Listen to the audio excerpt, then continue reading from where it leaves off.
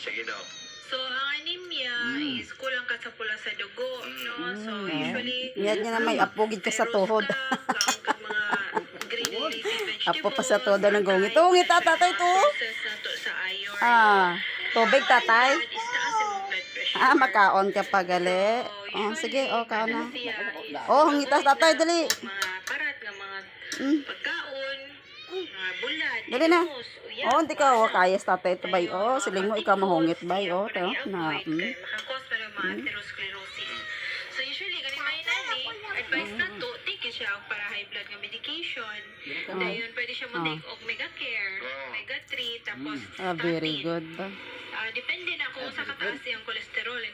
Med na may bayi, ang una mo nga apos sa tuhod. Mapuslan. Ipa-check po kung usa ka grabe yung anemia. Kaya ang anemia, kung dili madala og diet ng mga green leafy vegetables o mga atay, kailangan po ta og ferrous na supplement. Hungitan na tatay, okay, para hindi magutom. Anak na lang, ma'am, no? Wala yung relationship.